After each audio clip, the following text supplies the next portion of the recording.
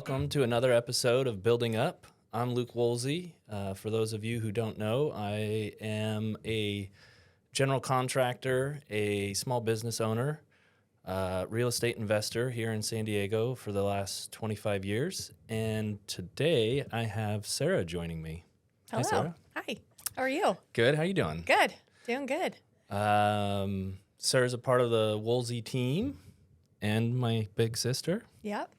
And today we're going to dive into something I call the 4 S's. Why They're not- 4? Why 4? I need to know. I think 5's too many. I don't know. And they don't stand for what you think they stand for. Sarah, charcuterie board. I'm just kidding.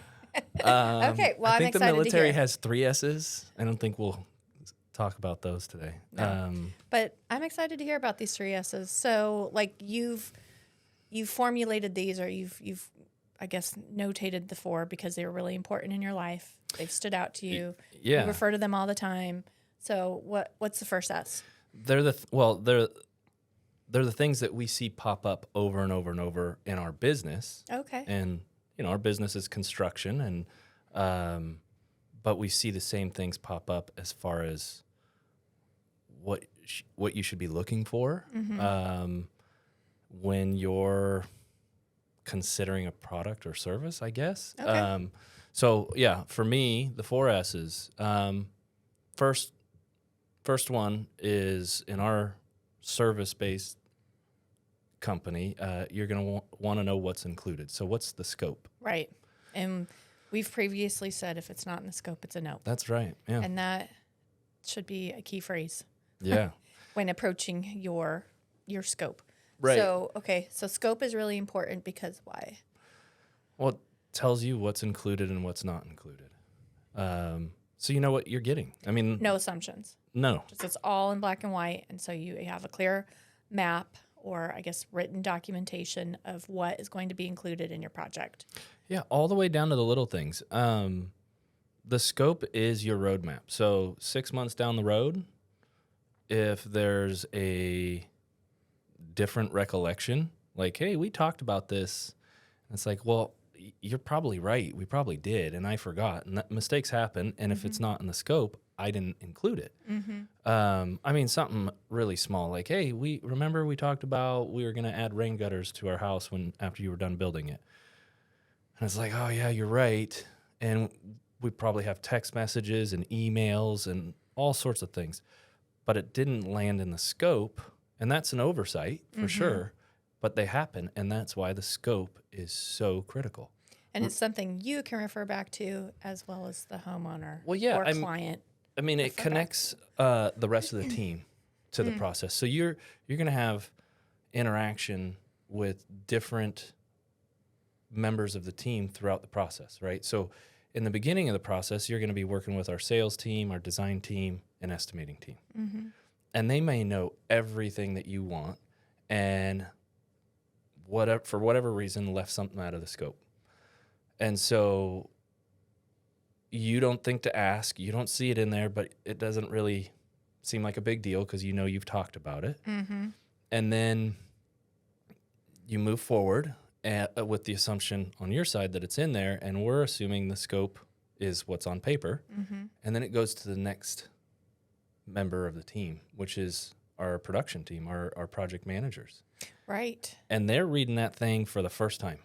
Well, I was going to say, so I do some project administration from time to time, and I do to-dos for the homeowner or client. Yeah. And I read the scope. I have the plans open and I have the scope open. Yeah. So that way I know, like, what am I sending to the client? Right. What do we need?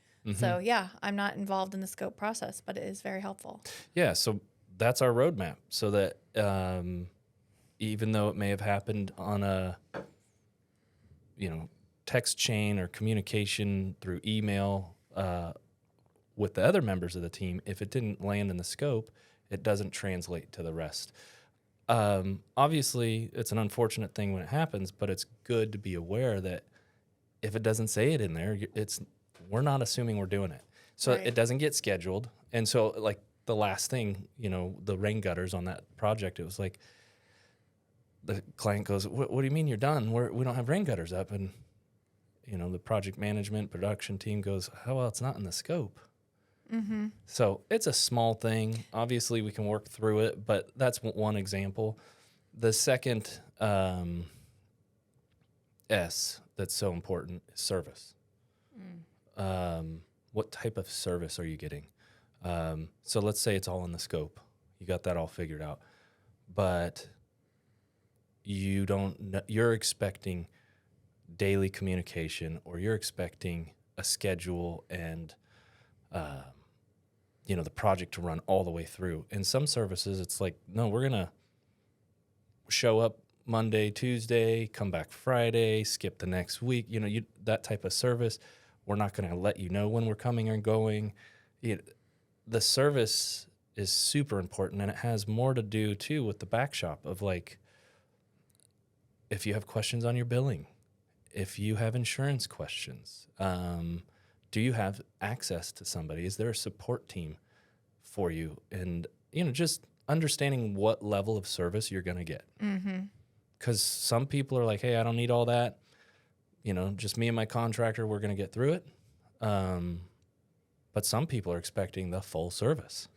I really like how the checklist outlines some of the service items. Mm-hmm. Like what happens in the event of emergency? What if your pet gets out? How does the client pay their bill? Who do they talk to the billing about?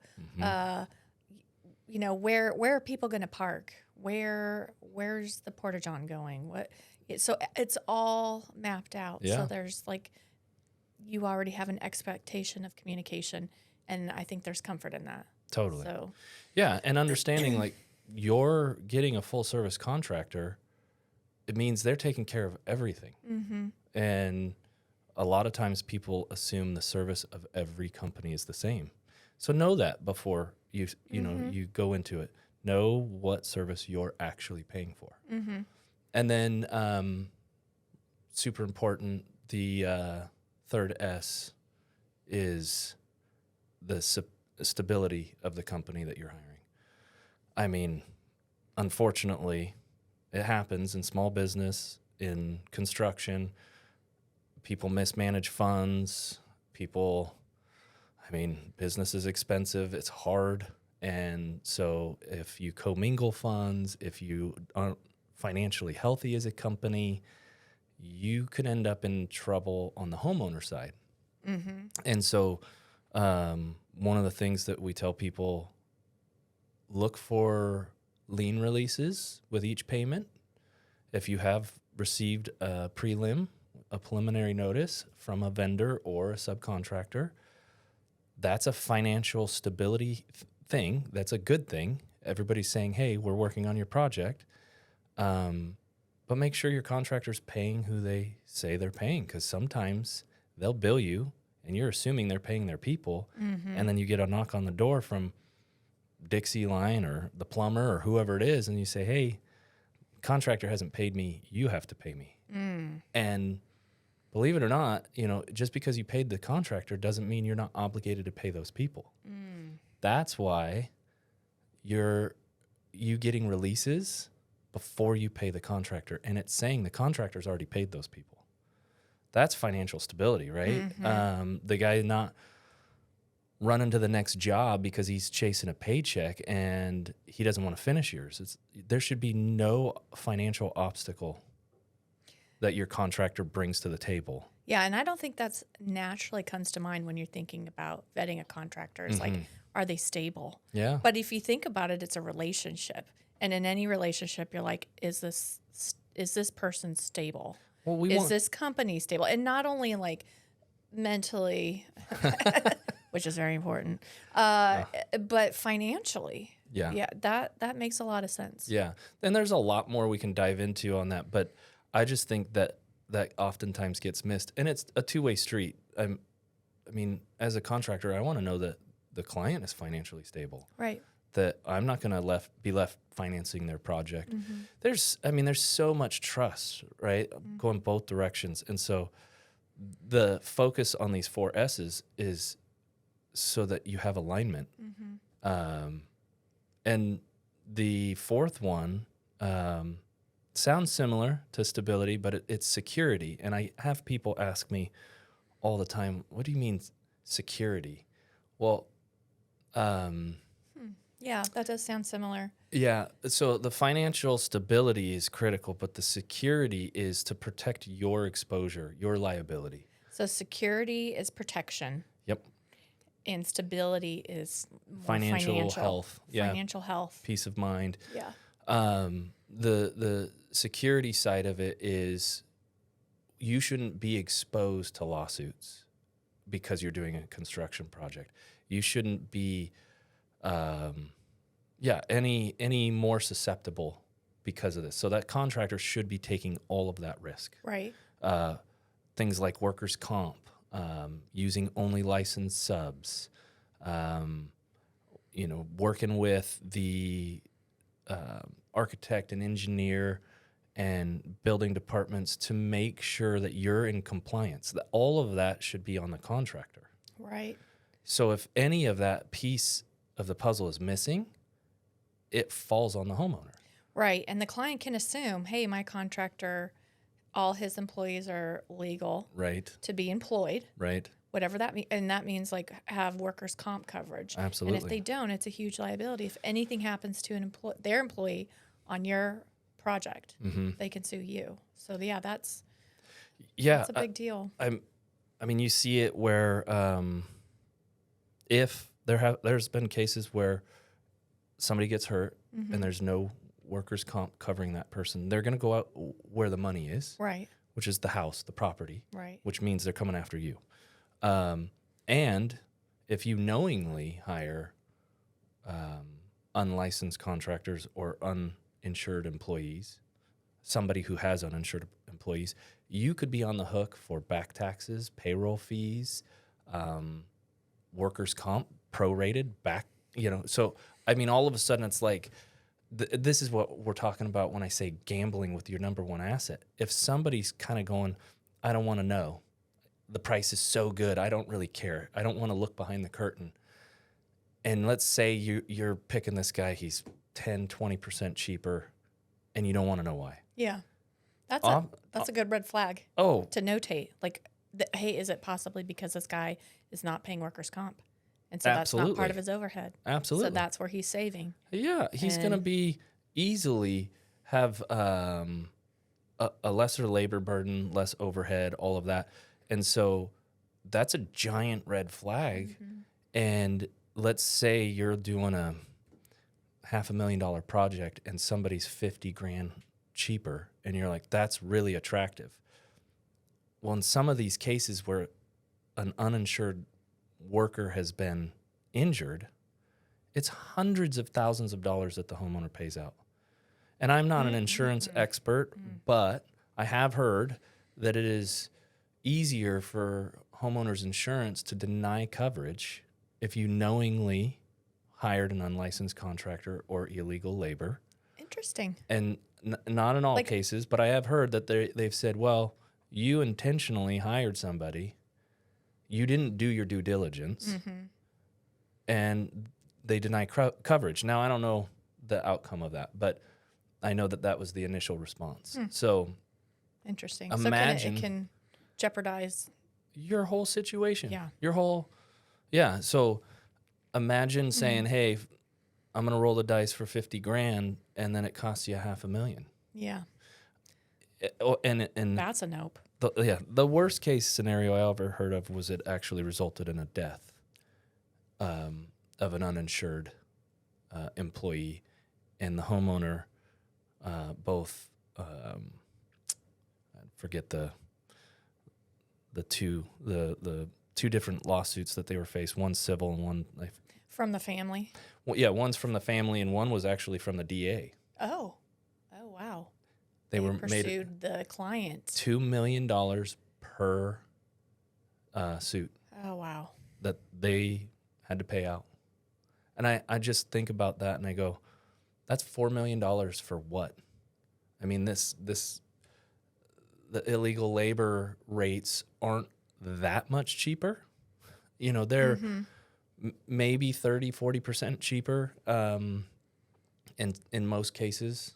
And in the state of California, legal labor means that they are covered with workers' comp, correct? Yeah, they're It's on the not- books. They are a documented employee. Like you can look it They're up. not and under the table. They're not That's under what the we table. mean by Yep. legal labor. Yeah, Okay. and that's really easy to look up. You can say, hey, you have to certify on the CSLB, the California State License Board, that you are either exempt, hey, I have no employees, it's just me, or that you do, and you have to post your workers' comp policy. You have to register it. And so really easy to find out. And I know it's really only worst case scenario that people are like, well, that won't happen to me. That's, Well, okay, so I have a question. Yeah. What happens if you ask your contractor, hey, is everybody covered with workers' comp? Is there a way to verify that? Because if a contractor's like, of course I do, sure. How can you take it a step further to make sure? Like, well, can I see your workers' comp policy? Yeah. Okay. For sure. You can say, Additionally insured? Is that? that's more on the general liability side, Okay. which is another thing on security. It's actually not a requirement in California to carry commercial general liability. Everybody assumes, hey, everybody's got insurance. I'm surprised how many contractors opt not to carry it. It's expensive. Insurance is expensive. It is, but And I so mean, it's for what ifs. It's like you're paying for what if. we rebuilt a house for a client last year whose house was burnt down by their roofer, who said he had commercial general liability insurance and did not. So it was all on them. So that's a painful thing. Yeah. So, anyways, that's the 4 S's for me. I like it. I'm sure there's a lot of other S's that people can think of. Yeah. But those are the core 4 that I look at, and I tell people to consider when you're going into a project, into a relationship with a contractor. Do they have it included in the scope? What level of service do they offer? Are they a financially stable and healthy company? And are they protecting you, securing your interests from exposure to lawsuits? And if you can go down, that's a really simple list, and you can go down through that and you go, hey, I've checked all these boxes. You're on the right track. I mean, Yeah. you're one You did step. your due diligence. Yeah, you're one step closer to a good experience. Right. A fun, great project. Right. It's not guaranteed because there's always the human element side of it. And, we'll dive into more of the struggles and all of that.